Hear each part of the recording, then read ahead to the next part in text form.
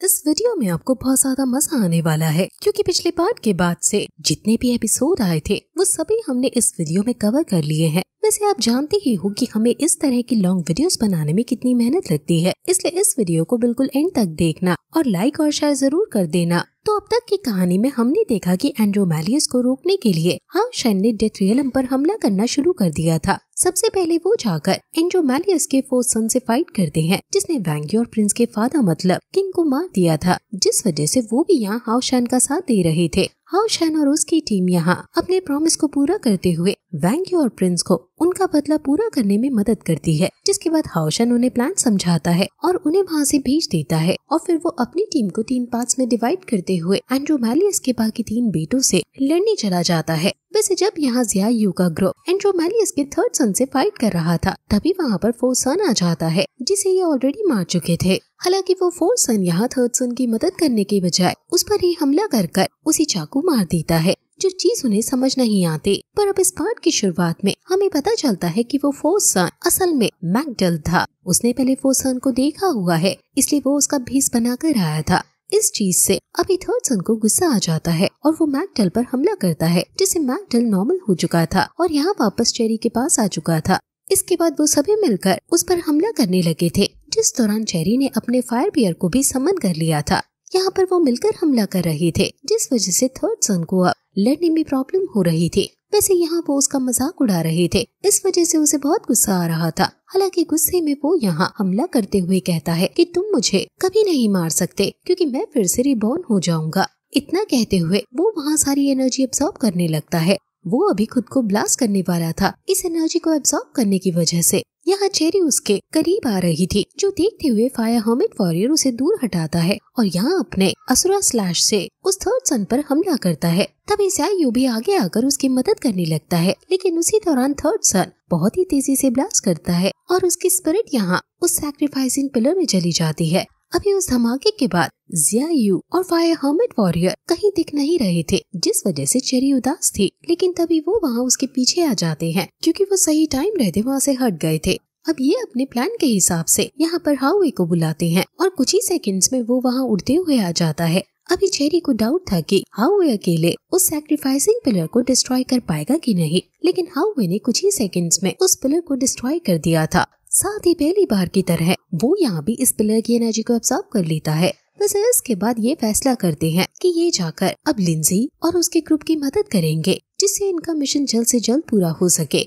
वैसे इसके बाद अब हम लिंजी के ग्रुप को देखते हैं। यहाँ अभी लिंजी खड़ा हुआ था और वैंग यांग्युन और आइस हर्मिट वॉरियर दोनों मिलकर सेकंड सन से फाइट कर रहे थे। सेकंड सन के पास एक खास पावर है, जिस वजह से उसकी जो शैडो है वो एक बीस्ट में ट्रांसफॉर्म हो सकती है। इस कारण से उसे यहाँ पर एडवांटेज था। हालांकि लिंजी उसे कुछ देर तक फाइट करते हुए देखकर कि सब चीज समझ जाता है कि उसे क्या करना है, इसलिए वो तुरंत ही अपनी फिनिक्स स्पिरिट को वहाँ समान कर लेता है और इसके बाद सेकंड सन के आसपास फिनिक्स फ्लेम फैला देता है।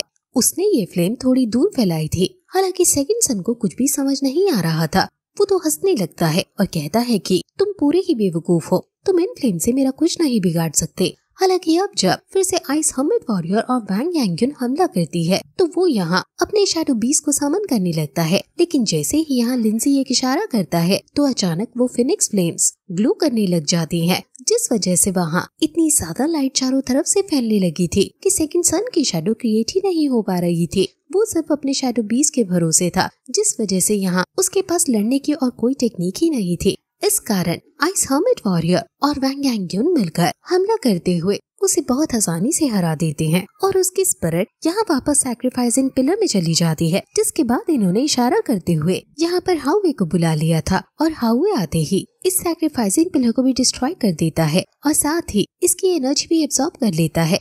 इस तरह से इन सैक्रिफाइसिंग पिलर्स की एनर्जी को एब्सॉर्ब करने की वजह से अब वो और ज्यादा स्ट्रॉन्ग होते जा रहा है। वैसे इसके बाद सीन सीधा हाउ शेन की टीम पर आता है, जहां हाउ शेन, कायर और नंबर 10 मिलकर अभी फर्स्ट सन से फाइट कर रहे थे।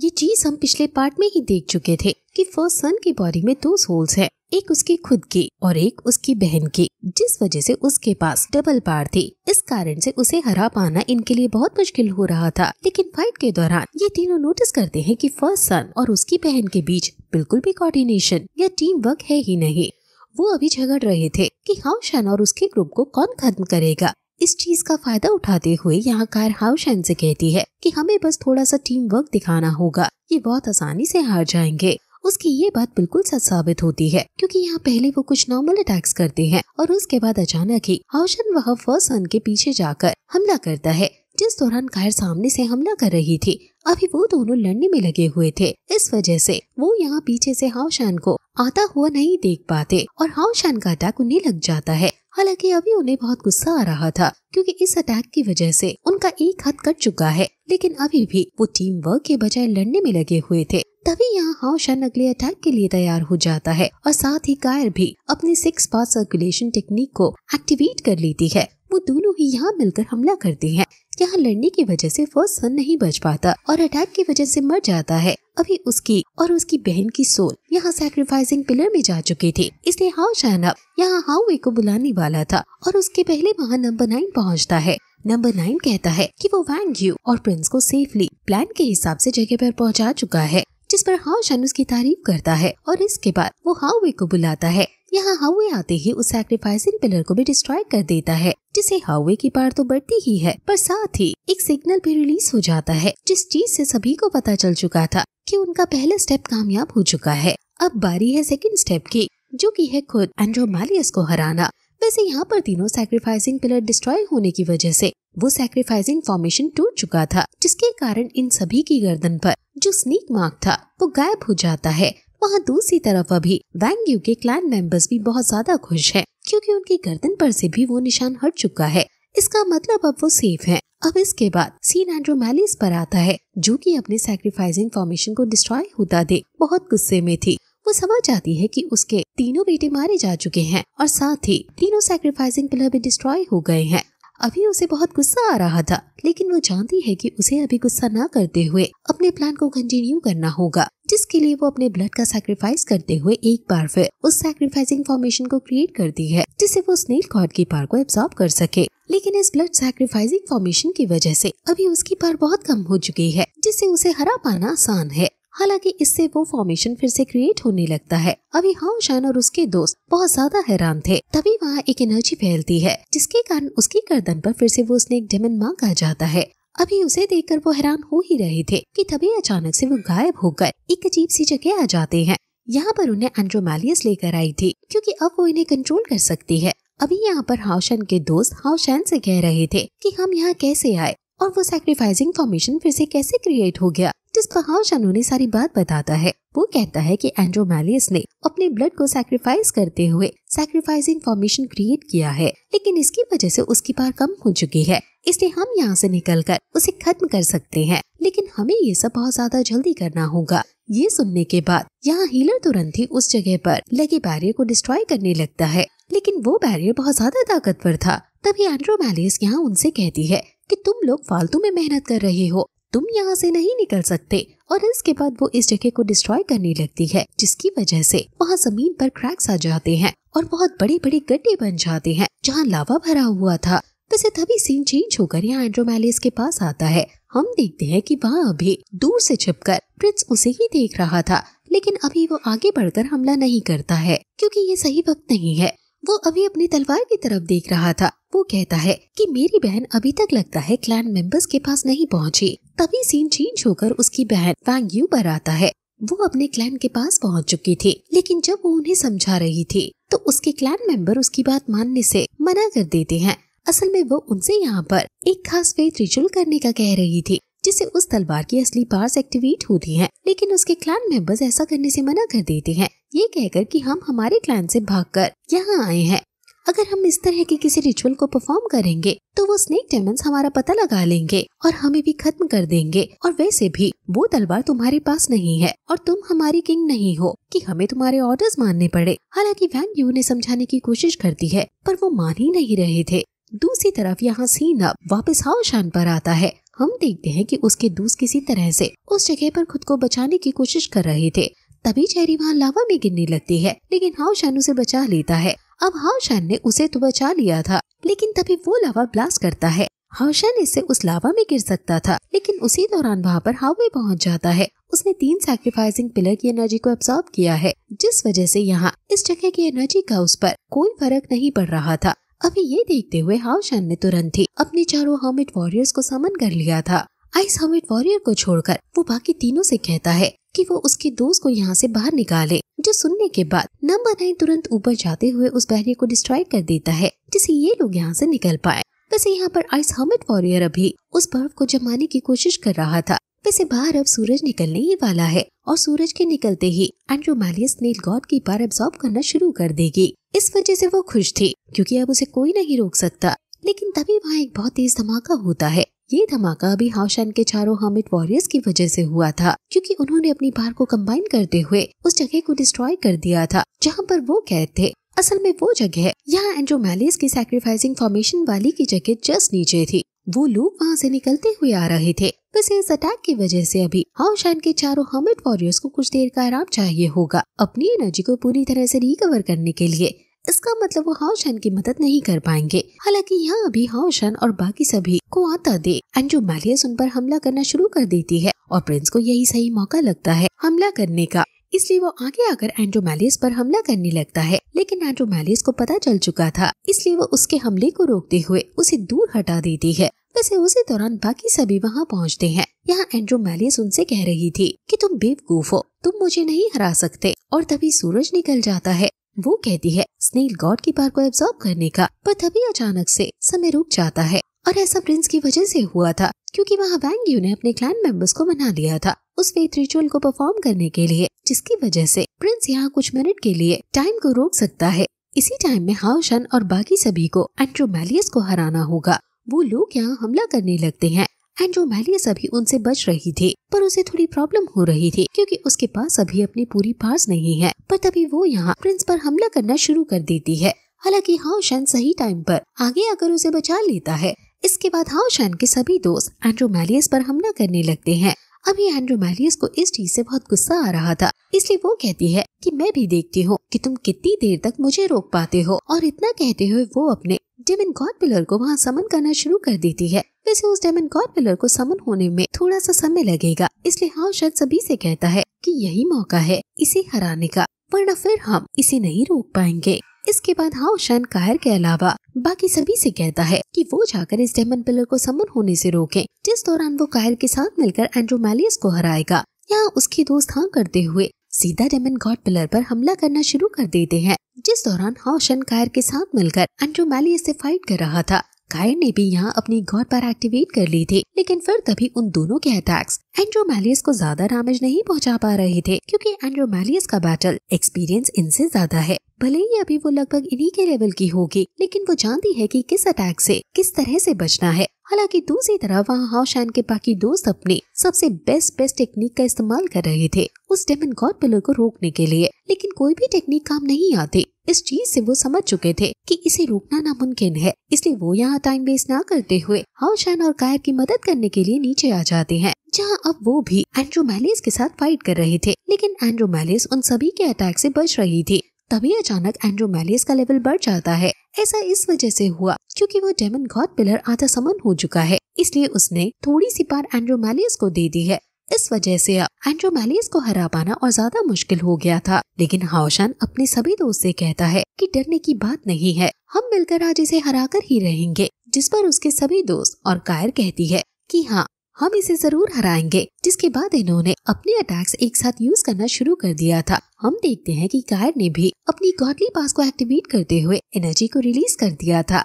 जिसकी वजह से एंड्रोमेलियस को बहुत प्रॉब्लम हो रही थी। इस चीज का फायदा उठाते हुए हाओशन यहाँ अपने डबल ड्रैगन स्लैश का इस्तेमाल करता है, जिसके कारण से वहाँ एंड्रोमेलियस नीचे गिर जाती है। वैसे वहाँ एक धमाका भी हुआ था और साथ ही डेमन गॉड पिलर समन होना रुक चुका था। इस चीज से सब खुश हो जाते हैं, लेकिन बाद में इन्हें पता चलता है कि असल में वो डेमन गॉड पिलर पूरी तरह से समन हो चुका है। उसमें से एक एनर्जी निकलकर सीधा एंड्रोमेलियस की बॉडी में जाती है, जिसकी वजह से उसकी पास फिर से लौट आई थी। अब वो पहले की तरह ताकतवर हो चुकी थी, इसलिए वो यहाँ अपनी एक मिस्टीरियस पावर की मदद से सभी को पत्थर में बदलने लगती है। इसका असर वहाँ वैंग यू के क्लैन मेंबर्स पर भी हो रहा था। साथ ही यहाँ प्रिंस भी पत्थर बनने लगा था, जिस वजह से उसकी फेथ रिचुअल की पावर रुक जाती है और टाइम फिर से चलने लगता है। अब यहाँ एंड्रोमेलियस स्नेल गॉड के अंदर से उसकी पार को खींचते हुए उसे खाने लगती है। अभी हाओ शैन और उसके दोस्त पत्थर बन चुके थे, इसलिए उसे रोकने वाला कोई नहीं था, इसलिए वो स्नेल गॉड की पार को एब्जॉर्ब करने लगती है, जिसके बाद वो और ज्यादा ताकतवर महसूस कर रही थी। लेकिन इतने में ही कोई पीछे से आकर एक तलवार उसकी बॉडी के आर पार कर देता है। वो जब पीछे पलट कर देखती है तो वहाँ हाओ शैन था। वो उसे देखकर हैरान थी क्योंकि हाओ शैन पहले पत्थर का बन चुका था। वैसे वो वहाँ नॉर्मल इस वजह से हो गया क्योंकि वो पत्थर का बनने से पहले ही हाउए के साथ कनेक्ट हो चुका था और हाउए ऑलरेडी सैक्रिफाइसिंग पिलर की एनर्जी को एब्जॉर्ब कर चुका है। इस वजह से उस पर इस तरह के अटैक्स का असर नहीं होता है। अभी हाओ शैन पत्थर बनने की एक्टिंग पहले इसलिए कर रहा था जिससे वो सही मौके पर हमला कर पाए, क्योंकि स्नेल गॉड ने उसे बताया था कि जब एंड्रोमेलियस उसकी एनर्जी एब्जॉर्ब करेगी तभी वो मौका होगा जब हाओ शैन उसे खत्म कर सकता है। इसलिए हाओ शैन ने उस मौके का फायदा उठाया। यहाँ एंड्रोमेलियस को इस चीज से गुस्सा आता है और वो हमला करने लगती है, लेकिन वो देखती है कि वो अपनी पार का इस्तेमाल ही नहीं कर पा रही। इसका मतलब अब वो नहीं बच सकती।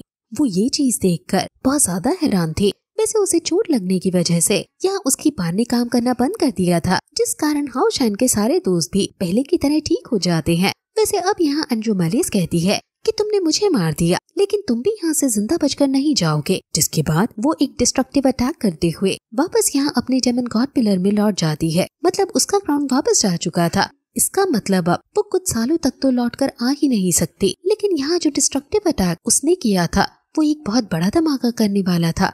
हालांकि हाओ शैन को इस अटैक के बारे में पहले से पता था, क्योंकि ये चीज उसे स्नेल गॉड ने बताई थी। साथ ही उसने हाओ शैन को अपना हाथ का एक टुकड़ा दिया था जिसे हाओ शैन खुद को बचा सकता है। लेकिन ये चीज हाओ शैन को खुद चुननी होगी कि वो खुद की जान बचाना चाहता है या अपने दोस्त की। वैसे अब जब ये डिस्ट्रक्टिव अटैक वहाँ फैलता है तो इससे बहुत तेज एनर्जी निकल रही थी, जो एनर्जी वहाँ हाओ शैन के दोस्तों पर पड़ने ही वाली थी। लेकिन तभी वहाँ एक बैरियर क्रिएट हो जाता है। हमें बताया जाता है कि यहाँ हाओ शैन नॉर्मल होते हुए जब यहाँ से जा रहा था तभी उसने कायर के हाथ में वो हार्ट का टुकड़ा दे दिया था। साथ ही उसने कहा था कि अच्छा है तुम मुझे भूल चुकी हो, जिससे मेरे जाने के बाद तुम्हें दुख नहीं होगा। अब कायर स्टोन की थी, इस वजह से उसे अभी कुछ भी नहीं पता था। लेकिन जैसे ही वो उस टुकड़े को देखती है तो उसे सारी बातें समझ में आ जाती हैं। हालांकि उसे भी हाओ शैन की चिंता हो रही थी, इसलिए वो इस बैरियर से बाहर आना चाहती थी, लेकिन वो बाहर नहीं आ सकती। यहाँ हाओ शैन अभी मरने वाला था। वो सोचता है कि मेरी डेस्टिनी में यही लिखा हुआ है, लेकिन वो देखता है कि उसके दोस्त उससे कह रहे हैं कि वो अपनी जान न गवाए। तभी हाओ शैन सोचता है कि डेस्टिनी में क्या लिखा है, उसे इस चीज से फर्क नहीं पड़ना चाहिए, क्योंकि अभी तक वो जहाँ पर है वहाँ वो खुद के डिसीजंस की वजह से आया है। इसलिए डेस्टिनी को एक्सेप्ट कर वो यहाँ खुद की जान नहीं गवाएगा। यही सोचते हुए वो तुरंत ही उस डिस्ट्रक्टिव अटैक पर हमला करना शुरू कर देता है। वो अपनी पूरी पार से हमला कर रहा था, जिसके कारण वहाँ एक बहुत ही तेज धमाका होता है। जिसके बाद हाओ शैन की सोल अपने सोल सी में लौट आई थी। हाओ शैन यहाँ अपने सामने खुद को देखता है। वो ये चीज देखकर हैरान था, पर बाद में हमें पता चलता है कि वो सामने जिसे देख पा रहा है वो असल में ऑस्टिन ग्रिफिन है। यहाँ ऑस्टिन ग्रिफिन हाओ शैन से कहता है कि मानना पड़ेगा, तुमने कमाल कर दिया, तुमने डेस्टिनी को गलत साबित कर दिया, इसलिए अब बारी मेरी है। जिसके बाद वो हाओ शैन की बॉडी पर कंट्रोल ले लेता है। अभी वो हाउए के हेड पर था और उसकी एनर्जी से ही पता चल रहा था कि वो कितना ताकतवर है। वैसे यहाँ एंड्रोमेलियस के डिस्ट्रक्टिव अटैक की वजह से वहाँ एक बहुत बड़ा जायंट स्नेक सामने आ चुका था, जो कि डेमन गॉड पिलर से लिपटा हुआ है। लेकिन यहाँ ऑस्टिन ग्रिफिन हाउए के साथ मिलकर हमला करते हुए उस जायंट स्नेक की पार को कम कर उसे खत्म कर देता है। जिसके बाद वो हाउए से कहता है कि अब तुम्हारी बारी है। वैसे भी ये मेरी पार का सिर्फ 72वां टुकड़ा है, तुम इसे आराम से डिस्ट्रॉय कर सकते हो। जिसके बाद हाओ शैन और हाउए दोनों मिलकर उस डेमन पिलर को डिस्ट्रॉय कर देते हैं। वैसे इसमें हमें ये बात पता लगती है कि जो 72 डेमन गॉड पिलर्स इस धरती पर एग्जिस्ट करते हैं वो ऑस्टिन ग्रिफिन की पार के 72 टुकड़े हैं। यहाँ इस डेमन गॉड पिलर को डिस्ट्रॉय करने के बाद इसकी सारी एनर्जी ऑस्टिन ग्रिफिन के पास फिर से लौट आई थी। वो कहता है कि अब बचे 71 टुकड़े, मैं उन सभी को भी डिस्ट्रॉय कर अपनी पार को वापस हासिल करूंगा। वैसे यहाँ हमें फ्लैशबैक के तौर पर बताया जाता है कि जब ऑस्टिन ग्रिफिन के पास अपनी पूरी पार थी तब उसने एक प्लैनेट पर हमला किया था, लेकिन तब 72 स्टार्स ने उसकी पार को रोकने की कोशिश की, जिनके साथ ऑस्टिन ग्रिफिन की पार 72 स्टार से 72 पिलर्स में ट्रांसफॉर्म होकर इस धरती पर बढ़ गई, जिनकी वजह से 72 डेमन गॉड्स का जन्म हुआ। हालांकि इसके बाद अब यहाँ सीन चेंज होकर सीधा डेमन एम्परर पर आता है। उसे कुछ अजीब फील हो रहा था क्योंकि एक डेमन गॉड पिलर डिस्ट्रॉय हो चुका है। तभी वहाँ पर मून डेमन गॉड आता है। उसे भी अभी वही सेम अजीब फीलिंग आई थी, इसलिए वो दोनों मिलकर यहाँ स्टार डेमन गॉड के पास आते हैं, जो उन्हें बताता है कि सच में एक डेमन गॉड पिलर डिस्ट्रॉय हो चुका है। यहाँ पर डेमन एम्परर उससे पूछता है कि क्या तुम पता लगा सकते हो कि ये कैसे हुआ। तो इस पर स्टार डेमन गॉड कहता है कि शायद ऑस्टिन ग्रिफिन लौट आया है, क्योंकि मैं उसकी एनर्जी को महसूस कर पा रहा हूँ। यहाँ स्टार डेमन गॉड ने एक बहुत ही मिस्टीरियस पावर का इस्तेमाल किया था, जिससे उसकी जिंदगी आधी हो जाती है, लेकिन खुद के क्लैन को बचाने के लिए उसे ऐसा करना पड़ा। वो इन्हें बताता है कि ऑस्टिन ग्रिफिन जिसके साथ मिला हुआ है, वहाँ पर वो लोग हाओशान की इमेज देख पा रहे थे, जिसे देखते ही डेमन एम्परर समझ आता है कि ये कौन है। इसलिए वो तुरंत ही हाओशान को खत्म करने का ऑर्डर देते हुए होली वार डिक्लेयर कर देता है। बस इसके बाद सीन चेंज होकर यहाँ वापस हाओशान और उसके दोस्तों पर आता है। वो सभी अभी बहुत ज्यादा हैरान थे, क्योंकि हिस्ट्री में पहली बार किसी ने डेमन गॉड पिलर को डिस्ट्रॉय किया है। हालांकि हाओशान खुद ये बात नहीं जानता था कि वो डेमन गॉड पिलर डिस्ट्रॉय कैसे हुआ। वो भाग्य से इस बारे में पूछता है, जिस पर वो कहते हैं कि तुमने ही तो उसे डिस्ट्रॉय किया था। लेकिन हाओशान जानता था कि तब उसकी बॉडी पर किसी ने काबू कर रखा था, पर वो कौन था हाओशान इस बारे में कुछ नहीं जानता। पर तभी वहाँ पर वैंग यू आ जाती है। वो कहती है कि हमारा मिशन पूरा हुआ, अब तुम्हें हमारे साथ चलना चाहिए। इसके बाद अब वो लोग वैंग यू के क्लैन में आ जाते हैं, जहाँ हम देखते हैं कि वैंग यू और प्रिंस दोनों को इस क्लैन का किंग बना दिया गया था। मतलब वो दोनों इस पूरे क्लैन पर मिलकर राज करेंगे, जो कि इस क्लैन की हिस्ट्री में पहली बार हुआ है। वैसे यहाँ पर वैंग यू हाओशान को वही स्वॉर्ड देती है जिसका इस्तेमाल प्रिंस ने किया था टाइम को रोकने के लिए। साथ ही इससे हाओशान और उनके क्लैन के बीच अलायंस होगी। इसका मतलब अगर कभी हाओशान खतरे में हुआ तो वो उन्हें अपने पास अपनी मदद के लिए बुला सकता है। ये चीज जानने के बाद हाओशान भी उन्हें प्रॉमिस करता है कि अगर आपके ऊपर भी कभी खतरा आया तो मैं और मेरी टीम हमेशा तैयार रहेगी। अब तभी अचानक वहाँ होली स्पिरिट की बॉडी से एनर्जी निकलना शुरू हो जाती है, जिसके बाद सामने एक शील्ड अपीयर है। अब उसे देख वैंग यू उन्हें बताती है कि ये शील्ड एक सीक्रेट आर्टिफैक्ट है, जो सुनकर सभी हैरान थे। ये शील्ड यहाँ हाओशान के लिए बाहर आई थी। तभी हाओशान की सोल टेलीपोर्ट होते हुए एक सीक्रेट जगह पर आती है, जहाँ हाओशान स्नेल गॉड से मिलता है। स्नेल गॉड को देखकर वो बहुत ज्यादा खुश था। वो कहता है कि आप जिंदा हो, लेकिन इस पर स्नेल गॉड कहता है कि नहीं, ऐसा नहीं है, मैं सिर्फ आखिरी बार तुमसे मिलने आया हूँ। वो बताता है कि उसकी शील्ड ने हाओशान को चुन लिया है, जो कि एक सेक्रेड आर्टिफैक्ट है। हाओशान ये चीज सुनने के बाद बहुत खुश था, क्योंकि अब उसे एक सेक्रेड आर्टिफैक्ट मिल गया है। तभी स्नेल गॉड पूछने लगता है कि जब तुम डेमन गॉड पिलर को डिस्ट्रॉय कर रहे थे, तब क्या तुमने वहाँ एक मिस्टीरियस पावरफुल एनर्जी महसूस की, जो कि असल में एक सुपर सेक्रेड आर्टिफैक्ट की थी। हाओशान ये चीज सुनकर हैरान हो जाता है, क्योंकि अभी तक उसने सिर्फ सेक्रेड आर्टिफैक्ट सुना था। सुपर सेक्रेड आर्टिफैक्ट वो पहली बार सुन रहा है। स्नेल गॉड बताता है कि सेक्रेड आर्टिफैक्ट गॉड्स ने उन ह्यूमंस के लिए बनाए थे, जो कि बहुत पावरफुल हुआ करते थे। लेकिन सुपर सेक्रेड आर्टिफैक्ट वो आर्टिफैक्ट है जो कि गॉड्स खुद के लिए यूज करते थे। लेकिन तब मैंने उसकी एनर्जी को महसूस किया था। साथ ही वहाँ एक डिवाइन एनर्जी भी थी, जैसे कि कोई गॉड वहाँ पर हो। हाओशान ये चीज समझ नहीं पाता। असल में वो एनर्जी ऑस्टिन ग्रिफिन की थी, लेकिन हाओशान ने तब सिर्फ सामने खुद को ही देखा था, इसलिए उसे नहीं पता कि ऑस्टिन ग्रिफिन है कौन, और वो जो सामने था वो असल में ऑस्टिन ग्रिफिन है। उसे ये बात भी नहीं पता है। वैसे यहाँ स्नेल गॉड हाओशान से कहता है कि मुझे नहीं पता कि वो कौन था, लेकिन वो बहुत ताकतवर था, इसलिए तुम्हें भी ताकतवर होना होगा। मैं नहीं जानता कि आगे तुम्हें किस किस से सामना करना पड़े। हाओशान कहता है कि मैं ध्यान रखूंगा, मैं खुद को ताकतवर बनाऊंगा। हालांकि हाओशान उससे पूछता है कि उसे आगे क्या करना चाहिए, जिस पर स्नेल गॉड कहता है कि जब गॉड ऑफ क्रिएशन ने मुझे बनाया, तब मैंने वहाँ पर थ्रोन ऑफ इटर्निटी को देखा था, जिसे थ्रोन ऑफ क्रिएशन भी कहा जाता है, और मुझे यकीन है कि शायद फ्यूचर में तुम उस थ्रोन को अपना बना सकते हो। उसके बाद तुम बहुत ताकतवर बन जाओगे। इतना सुनने के बाद हाओशान फैसला करता है कि वो उस थ्रोन ऑफ इटर्निटी को अपना बनाकर ही रहेगा। अब इसके बाद यहाँ से सीन चेंज होता है। हम देखते हैं कि डेमन एम्परर ने बाकी 71 डेमन गॉड पिलर्स के सक्सेसर को बुला लिया था। वो उनमें से किसी एक को चुनने वाला था हाओशान को खत्म करने के लिए। यहाँ पर वो लोग मिलकर बायमून को चुनते हैं और उसे बताते हैं कि उसे क्या करना है, जिसके बाद बायमून निकल पड़ा था हाओशान को पकड़ने के लिए। अब सीन चेंज होकर सभी टेम्पल्स के लीडर पर आता है। वो अभी बैठे हुए थे, क्योंकि उन्हें पता चल चुका है कि होली वॉर शुरू हो गई है, मगर उन्हें अभी तक इसका रीजन नहीं पता। तभी मास्टर यांग कहने लगते हैं कि रात को उन्होंने एक मिस्टीरियस वार महसूस की थी, जिससे उन्हें लगा था कि शायद एक डेमन गॉड पिलर डिस्ट्रॉय हो चुका है, लेकिन उन्हें इस चीज पर यकीन नहीं हुआ था। अभी बाकी टेम्पल लीडर्स को भी यकीन नहीं हो रहा था। वैसे उन्हें डाउट था कि इसमें हाओशान का हाथ है, क्योंकि हाओशान अभी मिशन पर गया है, लेकिन हाओशान सिर्फ लेवल 7 पर है, इसलिए एक डेमन गॉड पिलर को डिस्ट्रॉय करना उसके बस की बात नहीं। पर फिर भी कुछ भी हो सकता है। इसलिए अभी इन्हें किसी भी तरह से हाओशान को सेफली यहाँ लेकर आना था। हाओशान जिस डायरेक्शन से मिशन पर गया है वहाँ से सबसे पास इस वक्त एक्सोर्सिज्म पास्ट गेट है, इसलिए वो इसी तरह से लौटेगा। अब ये सभी भी उसी गेट की तरफ बढ़ने वाले थे, लेकिन तभी वहाँ से एक मैसेज आता है जिससे इन्हें पता चलता है कि एक्सोर्सिज्म पास गेट पर ऑलरेडी डेमन्स हमला कर चुके हैं, लेकिन वहाँ के कमांडर ने 6 लेयर्स को अकेले हरा दिया है। ये एक अच्छी खबर थी। तभी सीन चेंज होकर यहाँ बायमून पर आता है।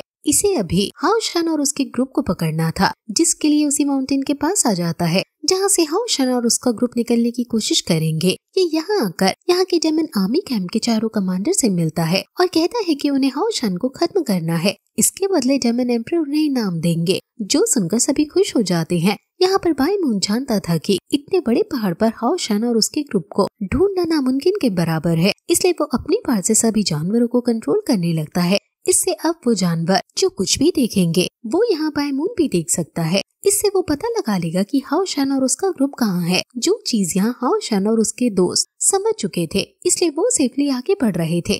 तभी रास्ते में कुछ डेमन्स उन पर हमला करते हैं, लेकिन वो उन डेमन्स को हरा देते हैं। बाद में हाओशान एक डेमन को जिंदा पकड़कर अपने टावर ऑफ इटर्निटी के अंदर ले आता है, जहाँ वो उस डेमन से पूछता है कि आखिर सभी डेमन्स उनका पीछा क्यों कर रहे हैं। इस पर वो डेमन बताता है कि डेमन एम्परर को पता चल चुका है कि एक डेमन पिलर डिस्ट्रॉय हो गया है और ये काम हाओशान ने किया है, इसलिए उन्होंने हाओशान के खिलाफ होली वॉर छेड़ दी है और जब तक हाओशान नहीं मरेगा तब तक ये होली वॉर नहीं रुकेगी। ये सुनकर हाओशान और उसके दोस्त हैरान थे, मगर वो समझ चुके थे कि अब यहाँ से निकलना बहुत मुश्किल है। हालांकि हाओशान कहता है कि तुम सभी आराम करो, मेरे पास एक आइडिया है। जिसके बाद वो अपने चारों हर्मिट वॉरियर्स को समन करता है और उन्हें अपना प्लान समझाता है। और फिर जस्ट अगले ही पल हम देखते हैं कि वो पांचों ही सेम कपड़े पहनकर यहाँ बाहर आ चुके थे।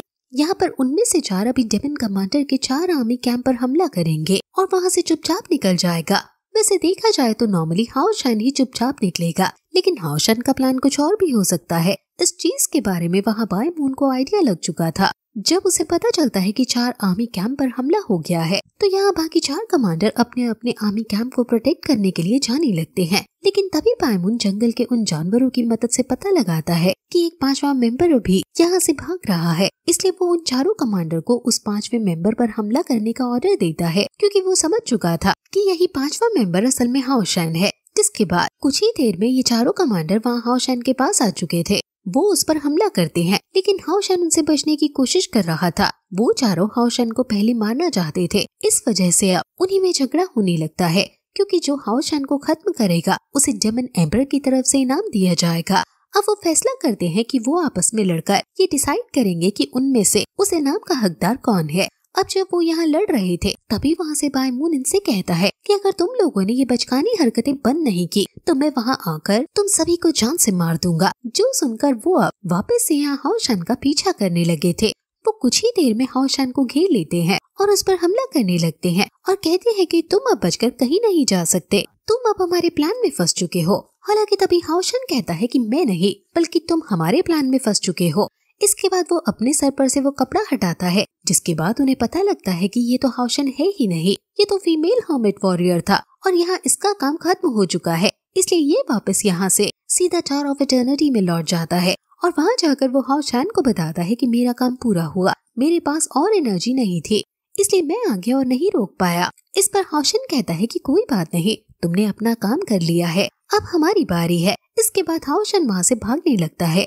वो अभी जिस माउंटेन पर है, उस माउंटेन पर एक सीक्रेट टेलीपोर्टेशन फॉर्मेशन है, जहाँ तक हाओशान को पहुँचना है, जिसके बाद वो यहाँ से वापस अपने घर पहुँच पाएगा। इसलिए वो सीधा अभी उसी डायरेक्शन में बढ़ रहा है। लेकिन वहाँ बायमून ये देखकर हैरान था, मगर वो सोचता है कि हाओशान को ढूंढना इतना मुश्किल नहीं होगा, क्योंकि अभी भी जंगल के जानवर उसे सारे रिपोर्ट्स दे रहे हैं। हालांकि जिन जगहों पर वो नजर रखे हुए था, तभी वो जगह दिखना बंद हो जाती है। मतलब वहाँ जितने भी जानवर थे उन्हें कोई खत्म कर रहा है। वो सोचता है कि वो कौन हो सकता है जो हाओशान की मदद करने आया, क्योंकि बाकी चारों पर उसने नजर रख रखी थी। यहाँ इधर हम हाओशान को देखते हैं। अभी जब वो भाग रहा था तो भागते हुए वो उस गुफा के सामने पहुँच जाता है, जहाँ वो सीक्रेट टेलीपोर्टेशन फॉर्मेशन है। लेकिन जैसे ही वो आगे बढ़ता है, तभी उस पर एक लायन डेमन हमला कर देता है। उसके साथ अभी बहुत सारे लायन डेमन्स थे और ये उनका लीडर था। हाओशान यहाँ उनसे लड़ते वक्त उन्हें हरा देता है, लेकिन लायन डेमन किंग बहुत ज्यादा ताकतवर था। वैसे यहाँ पर हमें पता लगता है कि असल में लायन डेमन किंग ने ही उन बाकी जानवरों को मारा था, जिससे कि बाई मून को हाओशान का पता न चल पाए, क्योंकि वो हाओशान को खुद खत्म करना चाहता है। अब यहाँ पर वो हाओशान पर बहुत पावरफुल हमला करने लगता है, लेकिन हाओशान भी अपने डबल ड्रैगन की मदद से लायन किंग को एक ही अटैक में नीचे गिरा देता है। लायन किंग हार चुका था और अब वो खड़ा नहीं हो सकता था, इसलिए हाओशान फिर से वहाँ से आगे बढ़ना शुरू कर देता है। पर जब वो गुफा में आता है तो देखता है कि वो टेलीपोर्टेशन फॉर्मेशन ऑलरेडी डिस्ट्रॉय हो चुका है। अब तभी आइस हर्मिट वॉरियर नंबर 9 और नंबर 10 वापस यहाँ टावर ऑफ इटर्निटी में लौट आए थे। इसका मतलब वो भी अब अपनी सारी एनर्जी का यूज कर चुके हैं। हाओशान अभी इस चीज से बहुत हैरान था कि वो टेलीपोर्टेशन फॉर्मेशन यहाँ डिस्ट्रॉय हो गया, क्योंकि ये उसकी लास्ट होप थी यहाँ से वापस लौटने की। तभी दूसरी तरफ हम वहाँ उस डेमन कमांडर को देखते हैं जिसे बाई मून ने इस डायरेक्शन में भेजा था, क्योंकि यहाँ के सारे जानवरों के मर जाने की वजह से अभी उसे यहाँ की एक भी रिपोर्ट नहीं मिली है। हालांकि वो समझ चुका है कि हाओशान वही है, इसलिए वो बाकी डेमन कमांडर्स को भी उसी डायरेक्शन में जाने का ऑर्डर देता है। वैसे जो डेमन कमांडर पहले इस तरफ आने के लिए निकला था, वो यहाँ आकर उन लायन डेमन्स को देखता है और समझ जाता है कि बाकी जानवरों को इन्होंने मारा था। हालांकि अब वो गुफा में आता है तो वहाँ हाओशान नहीं था। हाओशान वहाँ से जा चुका है और अब वो जंगल के ही रास्ते आगे बढ़ रहा है। असल में मैंटल को एक एनर्जी महसूस हुई थी जिसके बारे में उसने सभी को बताया था, इसलिए हाओशान अभी उसी जगह पर जा रहा है। जब वो वहाँ पहुँचता है तो वहाँ उसे बहुत बड़ी एयरशिप दिखती है, लेकिन वो खराब थी। उसे रिपेयर करना जरूरी है, इसलिए चेरी और लिंजी एयरशिप को रिपेयर करने के लिए अंदर चले जाते हैं। अभी वांग यांगयुन उस एयरशिप के गेट पर थी, जिससे कि कोई उन पर हमला न कर पाए। तभी वहाँ पर वो डेमन पहुँच जाता है जिसे बाई मून ने भेजा है। वो बहुत ताकतवर था और वो यहाँ पहुँचते ही इन पर हमला करना शुरू कर दिया था। यहाँ ये लोग उसके हमले को रोक रहे थे, लेकिन वो सच में इतना ताकतवर है कि उसके हमले को रोक पाना बहुत मुश्किल है। हालांकि जब वो डेमन कमांडर अपनी पूरी पार से हमला कर रहा था, तभी हाओशान अपनी उस सेक्रेड आर्टिफैक्ट वाली शील्ड को समन कर उसके हमलों को रोक लेता है। इस शील्ड को देखकर वो डेमन कमांडर बहुत हैरान था, पर तभी कायर अपने गॉड मोड में आकर उस डेमन पर हमला करने लगती है। साथ ही यहाँ हाओशान भी लाइट गॉडेस की पावर का यूज कर उस डेमन कमांडर पर हमला करता है। इससे डेमन कमांडर नीचे गिर चुका था। अगले ही पल जब वो आंखें खोलता है तो वहाँ सामने कोई नहीं था। असल में लिंसी और चेरी ने एयरशिप रिपेयर कर ली थी और सभी अब यहाँ से निकलने लगे थे। जो चीज देखकर डेमन कमांडर तुरंत उनके पीछे जाता है उस एयरशिप को डिस्ट्रॉय करने के लिए, लेकिन अचानक ही वो एयरशिप वहाँ से गायब हो जाती है। लेकिन उसकी स्पीड बहुत तेज हो चुकी थी। इसका रीजन असल में वो तलवार है जो कि वांग यू ने हाओशान को दी थी। उसकी उस तलवार में बहुत ज्यादा पावर है और उसी की मदद से हाओशान ने इस एयरशिप की स्पीड को 10 गुना बढ़ा दिया था। हालांकि अब जब ये खुश हो रहे थे कि तभी अचानक से वहाँ एनर्जी प्रेशर पड़ता है और वो एयरशिप ब्लास्ट हो जाती है, जिसके बाद ये नीचे गिरने लगते हैं। यहाँ अब एंट्री होती है बाई मून की। वो कहता है कि तुम्हें क्या लगा कि तुम मुझे चकमा दे सकते हो? मैं सिर्फ तुम्हारा इंतजार कर रहा था कि मुझे तुम्हारी लोकेशन का पता चले। तुम मुझसे बचकर कहीं नहीं जा सकते। इतना कहकर वो हाओशान के सभी दोस्तों पर हमला करता है और कहता है कि तुम्हारा खेल अब खत्म हुआ। वैसे इसके बाद अब सीन कुछ टाइम बाद पर आता है। हम देखते हैं कि यहाँ बाई मून अब डेमन एम्परर के सामने था। वो उससे कहता है कि मैंने हाओशान और उसके दोस्तों को खत्म कर दिया। जो सुनकर डेमन एम्परर हैरान था। वो कहता है कि क्या तुम सच कह रहे हो, क्योंकि मुझे इस बात पर यकीन नहीं होता। मगर बाई मून कहता है कि मैं खुद उसे खत्म कर आ रहा हूँ। अभी वैसे तो हाओशान को खत्म करने का ऑर्डर खुद डेमन एम्परर ने दिया था, लेकिन ये सुनकर उसे गुस्सा आ रहा था। वो तुरंत ही बाई मून को हवा में उठा लेता है। हालांकि ये देखकर मून डेमन गॉड और स्टार डेमन गॉड कहते हैं कि ये आप क्या कर रहे हो। जिसके बाद डेमन एम्परर उसे नीचे रखते हुए उसे यहाँ से जाने का कहता है। अब जब वो वहाँ से चला जाता है तो demon emperor star demon god से कहता है कि जरा एक बार फिर से फ्यूचर का पता लगाओ, क्योंकि मुझे नहीं लगता कि वो सच कह रहा है। अब तभी सीन चेंज होता है और हम देखते हैं कि हाओशान अभी जिंदा है और अभी वो एक मास्टर के साथ था। इस मास्टर का नाम मास्टर तियानियन है। हाओशान इन्हें नहीं जानता, लेकिन तब सही समय पर आकर इन्होंने हाओशान को बचा लिया था। असल में बाई मून जो भी कुछ कह रहा है वो सब सच है, क्योंकि उसने सच में सब वैसा ही देखा, लेकिन वो सिर्फ एक इल्यूजन था जो कि खुद मास्टर तियानियन ने क्रिएट किया था। अभी हाओशान के सारे दोस्त उसके टावर ऑफ इटर्निटी के अंदर है और हाओशान यहाँ मास्टर तियानियन के साथ यहाँ से जा रहा है। अभी हाओशान को उनके अंदर से सेम वैसी फीलिंग आ रही थी जैसे उसे अपने फादर के पास रहने से आती थी, पर वो समझ नहीं पा रहा था क्योंकि उसने पहले मास्टर तियानियन को कभी नहीं देखा है और अभी मास्टर तियानियन ने अपना नाम भी उसे नहीं बताया था। अब ये लोग यहाँ से सीधा एक्सॉर्सिज्म पास गेट पर पहुँचते हैं, जहाँ ऑलरेडी सभी डेमन हमला कर चुके थे। हाओशन वहाँ की हालत देखकर थोड़ा सा हैरान था, मगर तभी उसकी नजर उन चारों डेमन कमांडर्स पर पड़ती है जो कि पहले हाओशन और उसके दोस्तों पर हमला कर रहे थे। यहाँ पर अभी मास्टर तियानयेन हाओशन को एक मास्क देते हैं जिससे कि ये डेमन कमांडर हाओशन को यहाँ ना देख पाए, वरना ये इस खबर को जाकर डेमन एम्परर को बता देंगे। हालांकि अभी सभी नाइट्स और वो डेमन कमांडर यहाँ मास्टर तियानयेन को देखकर हैरान हो जाते हैं क्योंकि अब डेमन कमांडर प्रॉब्लम में फंस चुके हैं। तभी अचानक मास्टर तियानयेन रियलम ऑफ लॉ नाम की एक टेक्निक का इस्तेमाल कर उन चारों डेमन कमांडर्स को एक मिस्टीरियस जगह पर ले आते हैं जो कि मास्टर तियानयेन की बाहर से बनी हुई है। यहाँ पर हाओशन भी था, लेकिन उसने मास्क लगा रखा था, इसलिए वो डेमन कमांडर उसे नहीं पहचान पाते। यहाँ पर हाओशन अभी थोड़ा सा हैरान था क्योंकि ये जगह बहुत अलग थी। तभी मास्टर तियानयेन कहते हैं कि यहाँ तुम्हें बहुत मजा आएगा। वो ऊपर की तरफ उसे मून डिस्क नाम का एक आर्टिफैक्ट दिखाते हैं। वो कहते हैं कि ये जब चार्ज हो जाएगा तो तुम्हें इससे 12 लॉज की पावर मिलेंगी और उनमें से तुम किसी एक लॉ को चुन सकते हो। हाओशन को ये चीज भी समझ नहीं आती। हालांकि फाइट के दौरान जब मून डिस्क चार्ज हो जाती है तो हाओशन के सामने 12 लॉज आती है। हाओशन उनमें से एक को चुनता है और मास्टर तियानयेन बताते हैं कि तुम लकी हो, तुम्हें एक पॉजिटिव एबिलिटी मिली है। हाओशन इस एबिलिटी के साथ बहुत ही तेज भाग पा रहा था, जिसके बाद वो यहाँ एक डेमन कमांडर पर हमला करना शुरू कर देता है। ये वही डेमन कमांडर था जिसकी फाइट हाओशन और उसके दोस्तों के साथ उस एयरशिप को ठीक करते हुए हुई थी। अभी वो यहाँ हाओशन से लड़ते वक्त हैरान था क्योंकि हाओशन सिर्फ लेवल 7 पर है, लेकिन फिर भी उसे टक्कर दे रहा है। वो नहीं जानता कि वो अभी हाओशन से लड़ रहा है, लेकिन हाओशन की स्पीड बहुत तेज थी पर उसके अटैक्स उतने स्ट्रॉन्ग नहीं थे, इस वजह से इसे उतना डैमेज नहीं पहुंच रहा था। अब तभी मून डिस्क फिर से चार्ज हो जाती है और हाओशन को एक नई एबिलिटी मिलती है। इस एबिलिटी से उसके पास इन डेमन कमांडर जितनी बार आ चुके थे, उसकी मदद से अब वो 3 डेमन कमांडर से एक साथ लड़ रहा था। जो चीज देखकर मास्टर तियानयेन उससे बहुत ज्यादा इम्प्रेस थे। वो फैसला करते हैं कि वो भी एक लॉ को चुनेंगे।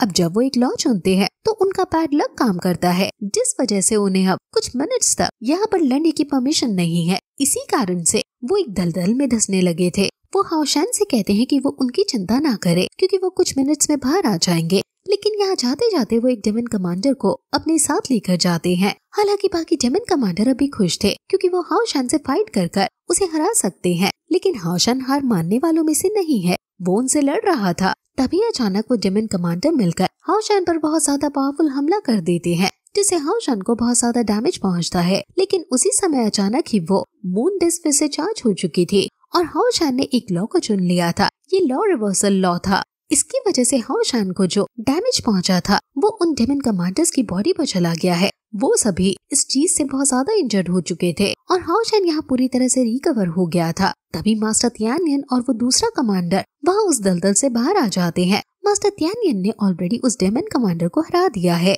वो यहाँ देखते हैं कि हाओशन ने तीसरी बार पॉजिटिव एबिलिटी को पा लिया था, जो चीज बहुत हैरान कर देने वाली थी। तभी यहाँ हाओशन के चेहरे से वो मास्क हट जाता है, जिस चीज से वो सभी डेमन कमांडर समझ जाते हैं कि ये तो हाओशन है। इस चीज की रिपोर्ट उन्हें डेमन कमांडर को देनी है, इसलिए वो वहाँ से भागने वाले थे। लेकिन मास्टर तियानयेन कहते हैं कि अभी कहाँ, मैंने तो बस अभी खेलना शुरू किया है, लेकिन अब जब तुम्हें सारी सच्चाई पता चल चुकी है तो तुम्हें मरना होगा। इसके बाद वो यहाँ अपने थ्रोन ऑफ सील को समन करते हैं। ये throne of seal throne of law and order है। वो यहाँ उस पर बैठते हुए ऑर्डर देते हैं कि ये चारों डेमन कमांडर यही मारे जाएं। इसके बाद वहाँ बिजली गिरती है और वो चारों खत्म हो जाते हैं। हाओशन ये चीज देखकर बहुत ज्यादा हैरान था। हालांकि तभी उसे याद आता है कि उसके फादर और मास्टर यंग के अलावा थ्रोन ऑफ सील मास्टर तियानयेन के पास है। इस चीज से वो समझ चुका था कि वो इतनी देर से जिनके साथ मिलकर फाइट कर रहा था वो मास्टर तियानयेन है। हालांकि अब मास्टर तियानयेन वहाँ आते हैं और कहते हैं कि तुम इस चीज से हैरान हो, लेकिन एक बात तो तुम्हें अभी भी नहीं पता है। वो यहाँ बताते हैं कि वो असल में हाओशन के ग्रैंडफादर हैं और उनका पूरा नाम लॉन्ग तियानयेन है। जो सुनकर हाओशन बहुत ज्यादा हैरान हो चुका था। हालांकि यही रीजन था कि उनके साथ रहने की वजह से हाओशन को ऐसा लग रहा था जैसे वो अपने फादर के साथ हो। अब तभी सीन चेंज होकर यहाँ डेमन एम्परर के पास आता है। वहाँ स्टार डेमन गॉड ने बता दिया था कि हाओशन अभी जिंदा है और उन इंसानों ने उसे बचा लिया है। जो सुनकर मून डेमन गॉड तो यहाँ हमला करने की तैयारी में था, पर स्टार डेमन गॉड कहता है कि नहीं, ये सही वक्त नहीं है। मुझे अभी अभी पता चला है कि इंसानों के पास ऐसी आर्मी है जो कि हमें रोक सकती है, इसलिए हमें अभी हमला नहीं करना चाहिए। वो आर्मी 10 साल बाद खुद खत्म हो जाएगी, इसलिए 10 साल बाद सही समय होगा हाओशान और बाकियों पर हमला करने का। हालांकि वो यहाँ डेमन एम्परर से कहता है कि उन्हें चिंता करने की जरूरत नहीं, क्योंकि हाओशान की जान डेमन एम्परर के हाथों में ही होगी। जो सुनकर डेमन एम्परर खुश हो जाता है। बस इसके बाद सीन चेंज होकर वापस यहाँ एक्सॉर्सिज्म पास गेट पर आता है, जहाँ उन चारों डेमन कमांडर्स के मरने की वजह से सभी डेमन्स वहाँ से भाग गए थे।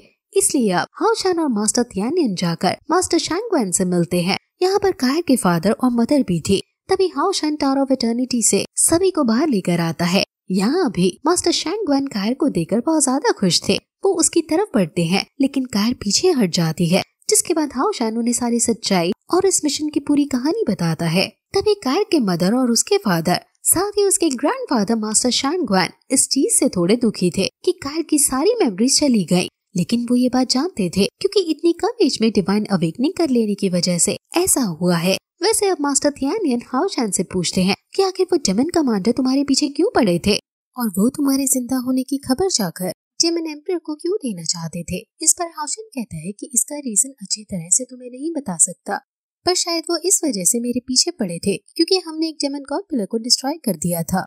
ये सुनकर वहाँ जितने भी लोग थे सभी हैरान हो चुके थे। हाओशान कहता है कि उसे हमने डिस्ट्रॉय नहीं किया, लेकिन ये बात मैं सबको नहीं बता सकता। ये मैं सिर्फ आपको बता रहा हूँ, इसलिए ये बात किसी को पता नहीं चलनी चाहिए। जो सुनकर मिस्टर तियानियन तुरंत ही एक साउंड प्रूफ बैरियर क्रिएट करते हैं। उस बैरियर के अंदर हाओशान और उसके दोस्त के अलावा सिर्फ कायर के मदर, फादर और उसके ग्रैंडफादर और मिस्टर तियानियन थे। यहाँ हाओशान बताता है कि उस डेमन गॉड पिलर को मैंने नहीं बल्कि मेरे पेट हाउवे ने डिस्ट्रॉय किया था। यहाँ पर हाओशान अब हाउवे को बाहर बुलाते हुए कहता है कि ये मेरा पार्टनर है और इसी की मदद से हमने उस डेमन गॉड पिलर को डिस्ट्रॉय किया, लेकिन मैं नहीं चाहता कि ये बात हर किसी को पता चले, वरना वो मुझसे हाउवे को छीन लेंगे और हम दोनों अलग नहीं हो सकते। हम दोनों साथ में इतने स्ट्रॉन्ग बने हैं और आगे और स्ट्रॉन्ग बनना चाहते हैं। मास्टर तियानियन कहते हैं कि तुम चिंता मत करो, ये बात मैं किसी को नहीं बताऊंगा। वैसे अब मिस्टर तियानियन इन्हें बताते हैं कि इन्हें जल्दी अपने टेम्पल्स वापस लौटना होगा, जो सुनकर सभी हैरान थे क्योंकि वो एक टीम है। पर मास्टर तियानियन कहते हैं कि तुम्हारी ये टीम अब यही डिसबैंड होती है। जो सुनकर हाओशान और बाकी सभी बहुत ज्यादा शॉक हो चुके थे। उन्हें कुछ समझ नहीं आ रहा था। वो कहते हैं कि वो ऐसा नहीं करना चाहते, लेकिन यहाँ पर उनकी मर्जी नहीं चलेगी। उन्हें 12 दिन बाद यहाँ से निकलना है और ये बहुत जरूरी है। हाओशान जानता था कि ऐसा किस वजह से किया जा रहा है। सभी डेमन्स हाओशान के पीछे पड़े हैं, इसलिए ऐसे में उसकी टीम से उसका अलग हो जाना ही सही होगा और इस दौरान वो अकेले में खुद को ताकतवर बना सकते हैं। अब यहाँ से 11 दिन बहुत जल्दी बीत जाते हैं। आज वो आखिरी दिन था जब ये लोग साथ थे। अभी ये जब खाना खा रहे थे तो वो शेफ की तारीफ करने लगते हैं। बाद में उन्हें पता चलता है कि ये सारा खाना तो हाओशान ने बनाया है, इसलिए वो हाओशान की स्किल से बहुत इम्प्रेस थे। वैसे अभी चेरी बहुत ज्यादा दुखी थी क्योंकि वो अपने दोस्तों से अलग नहीं होना चाहती थी। अब वो ये बात सभी से करती है तो बाकी सभी भी दुखी हो जाते हैं, लेकिन हाओशान उन्हें बाहर लेकर आता है। वो कहता है कि तुम्हें याद होगा कि हमारी टीम जब नई थी तब हम सबसे पहले इसी जगह पर आए थे और यहाँ हमने डेमन से फाइट की थी। वो दिन तुम लोग नहीं भूल सकते और ना ही मैं भूल सकता हूँ। उस दिन से आज के दिन तक हमने खुद को बहुत ताकतवर बनाया है। बस फर्क ये था कि तब हम साथ थे और अब हम साथ नहीं रहेंगे, लेकिन मैं तुमसे वादा करता हूँ कि हम 1 साल बाद फिर मिलेंगे और इस टीम को फिर से क्रिएट करेंगे और तब तक हमारी पार अभी के मुकाबले बहुत ज्यादा बढ़ चुकी होगी। जो सुनकर सभी खुश हो जाते हैं और प्रॉमिस करते हैं कि वो भी खुद को स्ट्रॉन्ग बनाएंगे। यहाँ पर लिंजी सभी को कुछ पावर इंक्रीजिंग पिल्स देता है जिनसे उनकी कल्टीवेशन तेजी से बढ़ेगी, जिससे वो सभी स्ट्रॉन्ग बन पाए। साथ ही लिंजी प्रॉमिस करता है कि अभी तक वो एक ऐसा मैजिशियन था जिसे अटैक करना आता ही नहीं था, लेकिन अगली बार जब वो उससे मिलेंगे तब वो बदल चुका होगा। वैसे तभी यहाँ चेरी बताती है कि उसने एक बात उनसे इतने टाइम तक छुपा कर रखी। उसकी लाइट एनर्जी असल में 92 पॉइंट्स की है। ऐसा करने को उसे उसकी ग्रैंड मदर ने मना किया था क्योंकि तब वो कमजोर थी और उसकी पर उसके कंट्रोल में नहीं थी, जिस कारण से उसकी ग्रैंड मदर नहीं चाहती थी कि वो या उसकी टीम प्रॉब्लम में फंसे। हालांकि वो कहती है कि अब मैं ताकतवर हो चुकी हूँ, इसलिए लेवल 7 पर आने के बाद मैं डिवाइन अवेकनिंग के लिए तैयार हो जाऊंगी। जो सुनकर सभी उसके लिए खुश थे। वैसे अगले दिन हम देखते हैं कि हाओशान अभी कायर के साथ उसी जगह पर जा रहा था जहाँ वो पहले आया करते थे। कायर पूछती है कि वो जगह कितनी और दूर है। उसे कुछ भी याद नहीं था। हाउशन कहता है कि 130 कदम और दूर। जो सुनकर कायर कहती है क्या तुम जगह को कदमों में गिनते हो? जिस पर हाउशन उससे कहता है कि ये चीज मैंने तुमसे ही सीखी है। कायर को ये बात समझ नहीं आती, लेकिन हाउशन उसे बताता है कि वो पहले देख नहीं पाती थी, इसलिए वो कदमों से ही जगह को गिनती थी। अब वो वहाँ पहुँचते हैं। अभी कायर को कुछ भी याद नहीं था, लेकिन उसे यहाँ आकर अच्छा लग रहा था। साथ ही भले ही वो हाउशन को अब नहीं पहचानती हो, लेकिन इन कुछ ही दिनों में वो हाउशन को फिर से लाइक करने लगी है, इसलिए वो भी हाउशन से दूर नहीं जाना चाहते। पर हाउशन प्रॉमिस करता है कि वो 1 साल बाद फिर से मिलेंगे। वैसे अब वो दिन आ चुका था जब इन्हें अलविदा कहना था। हाउशन के बाकी दोस्त जा चुके थे और अभी हाउशन मास्टर तियानियन और जियायू के साथ निकल रहा था। इस दौरान जब वो कायर को बाय कहकर निकलता है तो कायर मन में सोचने लगती है कि मुझे किसी भी तरह से अपनी सारी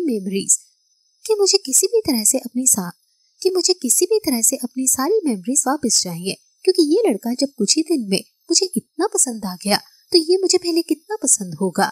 वैसे यहाँ एयरशिप में अभी मास्टर तियानियन हाउशन और जियायू को बता रहे थे कि उन्हें बहुत मेहनत करनी होगी, क्योंकि सभी टेम्पल्स ने डिसाइड किया है कि हाउशन और कायर का 1 साल के अंदर लेवल 8 पर पहुंचना जरूरी है और बाकी उसकी टीम मेंबर्स का लेवल 7 पर पहुंचना बहुत जरूरी है, क्योंकि तभी वो लोग उन्हें फिर से उनकी डेमन हंटिंग टीम बनाने देंगे।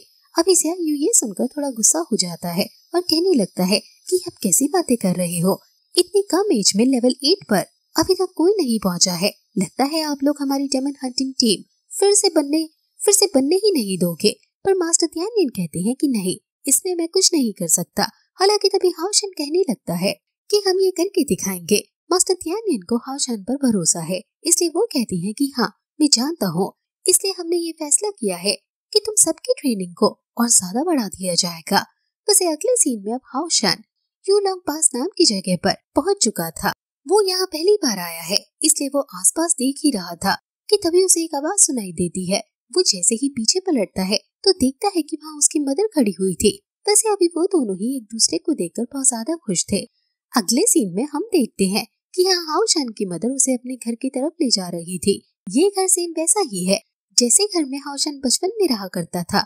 हालांकि इस जगह पर बहुत ज्यादा ठंड है, इसलिए हाउशन अपनी मदर से कहता है कि आप यहाँ कैसे रहती हो, इतने ठंडे इलाके में अकेले रहना कितना ज्यादा मुश्किल होता है। जिस पर उसकी मदर कहती है कि नहीं, यहाँ के लोग बहुत अच्छे हैं, जिस वजह से उन्हें प्रॉब्लम नहीं होती। तभी हाउशन टेबल पर रखी वो फोटो देखता है जिसमें वो अपनी मदर और अपने फादर के साथ था। ये फोटो उसके बचपन की थी। वो इसे देखकर थोड़ा सा उदास हो जाता है और कहने लगता है कि मुझे आप दोनों की बहुत ज्यादा याद आती है। वैसे अब वो अपनी मदर से अपने फादर के बारे में पूछने वाला था, लेकिन तभी उसकी मदर उसे फोटो को वहीं रखकर उसे टेबल पर ले आती है और कहती है कि मैंने सुना है कि तुम्हारी एक गर्लफ्रेंड बन गई है, क्या तुम उसके बारे में मुझे नहीं बताओगे? अभी इससे हाउशन थोड़ा सा शर्मा जाता है, लेकिन वो बताता है कि ये वही लड़की है जिस लड़की ने बचपन में उसे वो अंगूठी दी थी। यहाँ हमें वो पहला वाला सीन दिखाया जाता है जब हाउशन वो अंगूठी लेकर आया था। तब उसकी मदर समझ चुकी थी कि ये अंगूठी जरूर किसी लड़की की है। हालांकि उस अंगूठी पर लिखा हुआ था कि मुझे कभी मत भूलना, जो देकर हाउशन की मदर ने हाउशन से प्रॉमिस लिया था कि ये अंगूठी जिसकी भी है हाउशन हमेशा उसकी रक्षा करेगा। और तब हाउशन ने प्रॉमिस भी किया था। अभी सारी स्टोरी सुनने के बाद हाउशन की मदर कहती है कि लगता है तुम अपना प्रॉमिस अच्छे से निभा रहे हो। वैसे उसके बारे में सुनकर तो अब मैं भी उस लड़की से मिलना चाहती हूँ। जो सुनकर हाउशन कहने लगता है कि बिल्कुल मैं भी आपको उससे मिलवाऊंगा, आपको उससे मिलकर बहुत खुशी होगी। वैसे अब वो ऐसे ही देर रात तक बात करते हैं। अब रात के समय हम देखते हैं कि यहाँ हाउशन के ग्रैंडफादर मतलब मास्टर तियानियन उससे मिलने के लिए आए थे। उन्हें खुद हाउशन ने बुलाया था। अब वो यहाँ बाहर आकर उनसे मिलते हैं। मास्टर तियानियन कहने लगते हैं कि मैं जानता हूँ कि तुमने मुझे क्यों बुलाया है, जरूर तुम अपने फादर के बारे में जानना चाहते हो। जिस पर हाउशन कहता है कि हाँ, मैं जब से यहाँ पर आया हूँ जिस किसी से भी पूछता हूँ वो बात टाल देता है। इस पर मास्टर तियानियन कहते हैं कि वो एक जंग पर गए हैं। हाउशन ये सुनकर हैरान था, क्योंकि उसे ऐसे कोई भी खबर नहीं मिली थी कि कोई जंग चल रही है। हालांकि मास्टर तियानियन बताते हैं कि ये जंग एक बहुत अलग जंग है। असल में बहुत समय पहले एमोन नाम के एक डेमन गॉड ने हाउशन के फादर को चैलेंज किया था, जिसके बाद से वो कई सालों से फाइट करते आ रहे हैं, लेकिन उनके बीच में एक विनर कभी सिलेक्ट नहीं हुआ। इसलिए अभी 1 साल पहले ही हाओशान के फादर हाओशान की मदर को यहाँ छोड़कर एमॉन से लड़ने के लिए चले गए थे, लेकिन वो अभी तक वापस नहीं लौटे। अभी एमॉन का नाम सुनकर हाओशान हैरान था, क्योंकि एमॉन असल में 7 डेमन गॉड पिलर का सक्सेसर है और इससे अब हाओशान के मन में बहुत सारे ख्याल आ रहे थे। लेकिन इसके बाद उसके ग्रैंडफादर मास्टर तियानियन उसे उस जगह पर लेकर आते हैं जहाँ पर सारे थ्रोन ऑफ सील्स प्रोजेक्शंस रखे हुए हैं। यहाँ पर अभी 3 थ्रोन्स ग्लो कर रहे थे। एक थ्रोन ऑफ सील मास्टर यांग का था, एक मास्टर तियानियन का और एक हाओशान के फादर का। तीनों ही पर गोल्डन लाइट चल रही थी। जो चीज देखते हुए मास्टर तियानियन हाओशान को बताते हैं कि ये तीनों थ्रोन ऑफ सील के मास्टर अभी जिंदा हैं। अगर कोई एक भी मरता है तो उसका थ्रोन ऑफ सील प्रोजेक्शन दिखाना बंद कर देगा। इस चीज से अब हाओशान थोड़ा अच्छा फील करता है। वैसे तभी मास्टर तियानियन उसे एक चीज देने लगते हैं। ये वही चीज थी जो कि हाओशान के फादर ने मास्टर यांग को दी थी, ये कहकर कि जब हाओशान थोड़ा ताकतवर हो जाए तब वो ये हाओशान को दे दे। ये असल में हाओशान के फादर की थ्रोन ऑफ सील मतलब थ्रोन ऑफ स्लेजर की कुछ पार है। यहाँ मास्टर तियानियन कहते हैं कि तुम जब बहुत बड़े खतरे में हो तभी इसका इस्तेमाल करना। ये सेम उसी तरह से होगा जैसे कि मास्टर यंग के थ्रोन ऑफ सील का इस्तेमाल करते वक्त हुआ था। वैसे अब जब हाओशान उस गोल्डन लाइट को टच कर रहा था तभी अचानक वो गोल्डन लाइट हाओशान की बॉडी में चली जाती है। हाओशान को ये चीज समझ नहीं आती, पर मास्टर तियानियन कहते हैं कि समय आने पर ही तुम इसका इस्तेमाल कर पाओगे। अचानक ही हाओशान की बॉडी से एनर्जी निकलती है और वो एक दूसरी जगह पर पहुंच जाता है जहाँ उसके सामने थ्रोन ऑफ क्रिएशन था। हाओशान तुरंत ही उसकी तरफ भागता है। तभी उसे एक आवाज सुनाई देती है कि अभी उस तक पहुंचने में तुम्हें बहुत समय है। जिसके बाद हाओशान यहाँ बाहर आ चुका था। वहाँ मास्टर तियानियन कहते हैं कि क्या तुमने थ्रोन ऑफ क्रिएशन को देखा, जिस पर हाओशान हाँ करता है और बोलता है कि मैं पहले भी इसे देख चुका हूँ। अब मास्टर तियानियन कहते हैं कि हाँ मैं जानता हूँ, मुझे ये बात मास्टर यंग ने बताई थी। वो अभी कह रहे थे कि तुमने किसी तरह से अगर लेवल 9 अचीव कर लिया और अपनी थ्रोन ऑफ सील अचीव कर लिया तो इस चीज से हमारी आर्मी को बहुत ज्यादा सपोर्ट मिलेगा, क्योंकि डेमन आर्मी बहुत ज्यादा पावरफुल है और ना जाने वो क्या प्लानिंग कर रही है कि उन्होंने हमारी सभी डेमन हंटिंग टीम्स को खत्म करना शुरू कर दिया है। इसका मतलब वो वहाँ डेमन कॉन्टिनेंट में सिक्योरिटी बढ़ा चुके हैं। अब हाओशान मास्टर तियानियन से कहता है कि चिंता मत कीजिए, मैं खुद की बात को बढ़ाऊंगा और जल्द से जल्द लेवल 9 तक पहुंचूंगा। अब तभी मास्टर तियानियन उसे बताते हैं कि वो अगले ही दिन उसे फैंटम केव की तरफ भेज रहे हैं ट्रेनिंग के लिए। ये सुनकर हाओशान हैरान था, क्योंकि उसने फैंटम केव नाम की जगह के बारे में आज तक नहीं सुना था। अब अगले दिन वो यहाँ अपनी मदर से आकर मिलता है, जहाँ वो उन्हें गुड बाय कहता है। उसकी मदर अभी थोड़ी दुखी थी, क्योंकि वो अभी अभी आया और फिर से चला, लेकिन ये ट्रेनिंग उसके लिए जरूरी है। अगले सीन में हाओशान फैंटम केव पर पहुंचता है, जहाँ वो अभी ज़ियायू के साथ आया था। यहाँ मास्टर पलादिन ऑलरेडी उनका इंतजार कर रहे थे। वो कहते हैं कि तुम तीनों आ गए। हाओशान को ये चीज समझ नहीं आती, पर जब हाओशान और ज़ियायू पीछे पलटते हैं तो वहाँ वेनसाओ था। बाद में वेनसाओ बताता है कि उसे यहाँ मास्टर यांग ने भेजा है, जिससे वो भी अपने लेवल ब्रेक थ्रू कर सके। वो अभी लेवल 6 पर है और यहाँ प्रैक्टिस कर उसे उम्मीद है कि वो जल्द ही लेवल 7 पर पहुंच जाएगा। वैसे आगे बढ़ते वक्त वो हाओशान और ज़ियायू से कहता है कि वो कैसे हैं, जिस पर वो दोनों अभी हैरान थे, क्योंकि वेनसाओ का बिहेवियर बहुत ज्यादा चेंज हो चुका है। हालांकि हाओशान समझ आता है।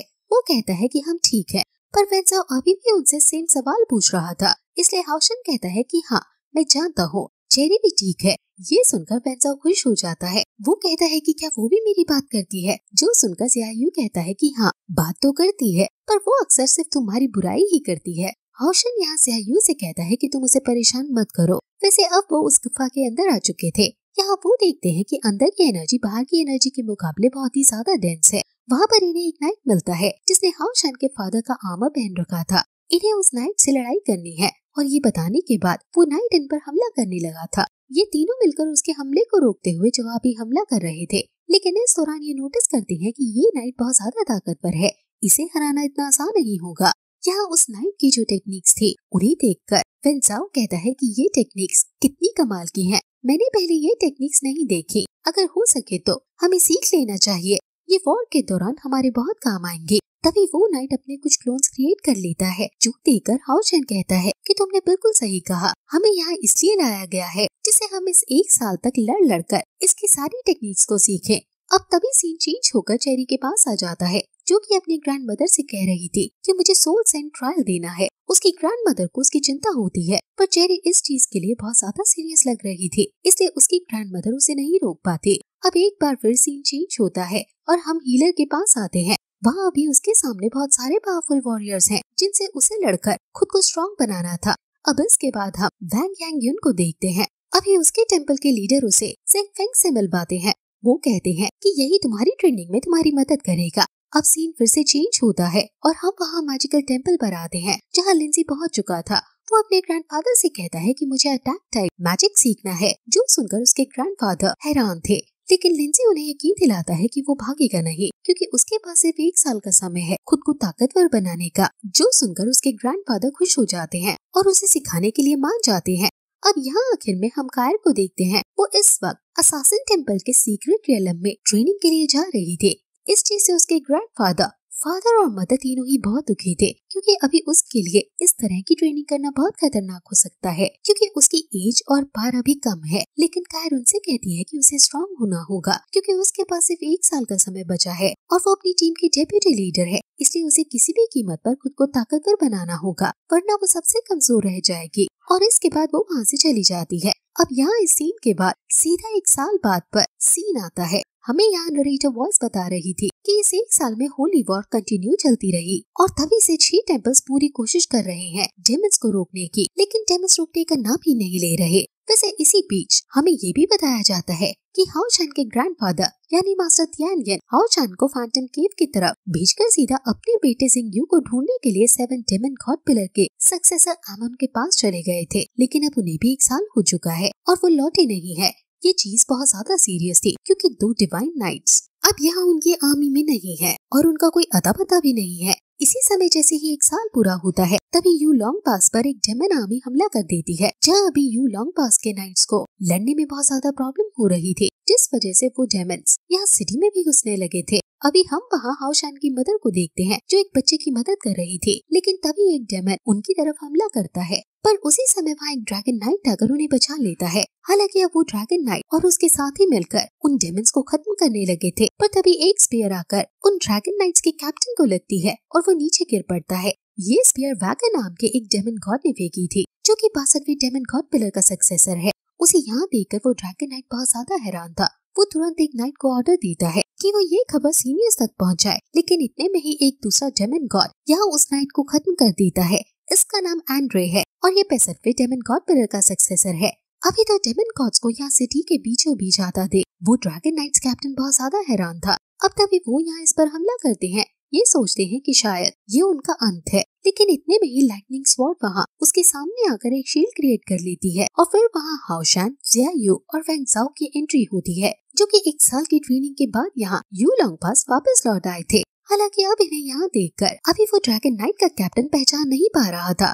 तभी वैंग जाओ यहाँ एंड्रे पर हमला कर देता है। एंड्रे इस अटैक को रोकने के लिए एक शील्ड क्रिएट करता है, लेकिन उसकी शील्ड काम नहीं आती, जो देखकर वो दोनों ही डेमन गॉड बहुत ज्यादा हैरान हो चुके थे। तभी वहाँ से वैकर यहाँ वेंजाओ पर हमला करता है, लेकिन जिया यू पहले ही आगे आकर वेंजाओ को बचा लेता है और अपने एक लाइट प्रिजन में वैकर को भी कैद कर लेता है, जहाँ से उसका निकल पाना बहुत मुश्किल था। वो कोशिश कर रहा था लेकिन निकल नहीं पा रहा था। अभी इस चीज से वो डेमन गॉड बहुत ज्यादा हैरान थे, क्योंकि वैन जाओ और जिया यू दोनों बहुत कम लेवल पर हैं, लेकिन फिर भी इनके अटैक्स बहुत ज्यादा पावरफुल थे। अब यहाँ एंड्रे हमला करना शुरू करता है, जिस दौरान मौका पाकर वैकर अपने ब्लड फॉर्मेशन का इस्तेमाल करते हुए उस प्रिजन को डिस्ट्रॉय कर देता है और फिर वो दोनों मिलकर हमला करने लगते हैं। अभी वो दोनों यहाँ जिया यू और वेंजाओ पर थोड़ा थोड़ा भारी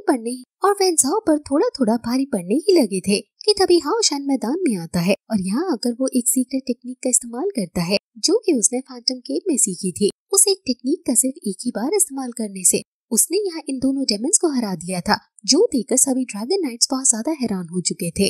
उन्हें समझ नहीं आ रहा था कि ये कौन सी टेक्निक है, पर उसी समय वहाँ मास्टर पलादिन की एंट्री होती है, जो कि उन्हें बताता है कि ये कौन सी टेक्निक है। वो कहते हैं कि ये एक सीक्रेट टेक्निक है, जिसमें हाओ शान की पूरी बॉडी में लाइट एनर्जी सर्कुलेट हो रही है। इसी वजह से उसकी अटैक की बार इतनी ज्यादा बढ़ चुकी थी। ये टेक्निक हाओ शान ने फैंटम केव को पूरी तरह से पार कर सीखी है। साथ ही हमें पता चलता है कि यहाँ 1 साल में जिया यू और वैन जाओ ने भी फैंटम केव को पूरी तरह से क्लियर कर लिया है। इसका मतलब वो वहाँ से बहुत सारी मिस्टीरियस टेक्निक सीख कर आए हैं और यही टेक्निक सभी हमें यहाँ देखने को मिलती है, क्योंकि वो दोनों डेमन गॉड समझ चुके थे कि अब वो इन्हें नहीं हरा सकते। इसलिए यहाँ एंड्रे वैकर से भागने का कहता है। वैकर भाग रहा था, जो देखते हुए वैन जाओ उस पर हमला करता है, लेकिन यहाँ एंड्रे सामने आ जाता है। इस चीज की वजह से ज़ियायू यहाँ दूसरी डायरेक्शन से एंड्रे पर हमला करता है और एंड्रे की वहीं जान चली जाती है, जिसके बाद ज़ियायू ने वॉकर को भी भागने से पहले ही कैद कर लिया था। वो अभी खुद को सैक्रिफाइस करने वाला था जिससे इन लोगों पर भी उस धमाके का असर हो, लेकिन तभी ज़ियायू एक सीक्रेट टेक्निक से उसे एक ऐसे प्रिजन में बंद कर देता है जहाँ वो खुद को ब्लास्ट कर ही नहीं सकता था, जिसके बाद ये लोग अटैक करते हुए उसे भी खत्म करते हैं और उसके क्राउन को डिस्ट्रॉय कर देते हैं। अभी यहाँ मास्टर पलादिन आगे आते हुए बताते हैं कि उन्हें उम्मीद नहीं थी कि ये डेमन गॉड पीछे के रास्ते से सिटी में एंटर करने की कोशिश करेंगे। वो तो अच्छा है कि तुम सही वक्त पर आ गए और तुमने सिटी को बचा लिया। वो यहाँ सर झुकाते हुए इन्हें रिस्पेक्ट दे रहे थे, लेकिन हाओशेन, वेन्ज़ाओ और ज़ियायू आगे आकर उन्हें ऐसा करने से रोकते हैं। इस दौरान हाओशेन कहता है कि मुझे शक है कि किसी कारण से ये डेमन गॉड्स कमजोर हो रहे हैं। हालांकि वेन्ज़ाओ और ज़ियायू का कहना था कि शायद हम ही ज्यादा ताकतवर हो चुके हैं, पर हाओशेन कहता है कि ऐसा नहीं है। मैं पहले भी एक डेमन गॉड से फेस टू फेस लड़ चुका हूँ। उसकी पावर और इनकी पावर में बहुत ज्यादा अंतर है। हमें इस चीज का पता लगाना होगा, शायद वो चीज हमारे किसी काम आ जाए। तभी सीन चेंज होकर demon emperor, star demon god और मून डेमन गॉड पर आता है। वो यहाँ अभी बात कर ही रहे थे कि उनके कितने डेमन गॉड अब तक मारे जा चुके हैं। हमें यहाँ पता चलता है कि टोटल 45 डेमन गॉड मारे जा चुके हैं।